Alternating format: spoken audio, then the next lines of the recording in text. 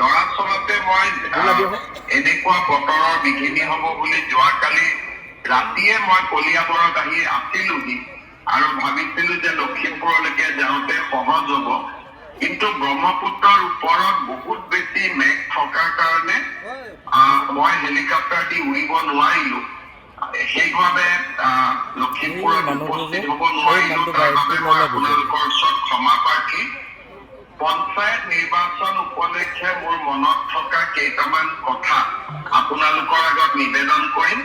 আপোনালোকে মনত বেজাৰ নাপাব, মই খুব সোনকালে লখিমপুৰলৈ আকৌ আহিম, আপোনালোকক আকৌ লগ পাম।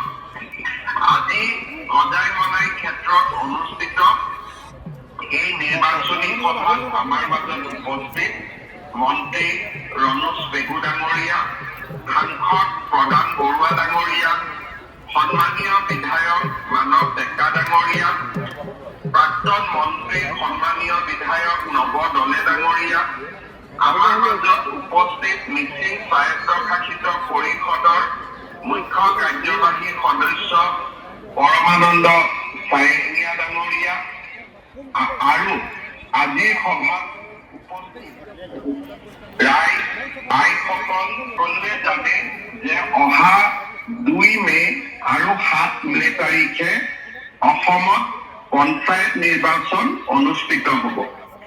প্ৰতি 5 বছৰৰ মূৰে মূৰে পঞ্চায়ত ইলেকশ্যন অনুষ্ঠিত হয়।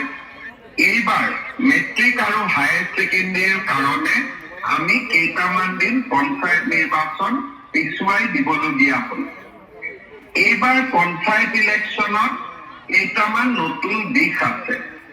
আগতে পঞ্চায়তৰ সভাপতি নিৰ্বাচন হৈছিলে, গাঁও সভাৰ সদস্য বা সদস্যৰো নিৰ্বাচন হৈছিলে। এইবাৰ পঞ্চায়তৰ সভাপতি নিৰ্বাচন নহয়, গাঁও সভাৰ সদস্যসকলে পৰৱৰ্তী সময়ত তেওঁলোকে মিটিং কৰি সভাপতি নিৰ্বাচন কৰিব।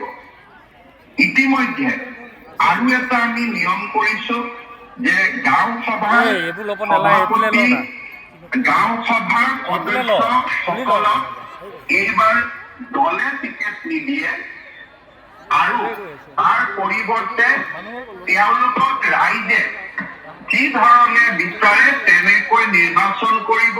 দৰাচলতে মই এনেকুৱা বতৰৰ বিঘিনি হ'ব বুলি যোৱাকালি ৰাতিয়ে মই কলিয়াবৰত আহি আছিলোহি আৰু ভাবিছিলো যে লখিমপুৰলৈকে যাওঁতে সহজ হ'ব, কিন্তু ব্ৰহ্মপুত্ৰৰ ওপৰত বহুত বেছি মেঘ থকাৰ কাৰণে মই হেলিকপ্টাৰ দি উৰিব নোৱাৰিলো। সেইভাৱে লখিমপুৰত উপস্থিত হ'ব নোৱাৰিলো। তাৰ বাবে মই আপোনালোকৰ ওচৰত ক্ষমা প্ৰাৰ্থী। পঞ্চায়ত নিৰ্বাচন উপলক্ষে মোৰ মনত থকা কেইটামান কথা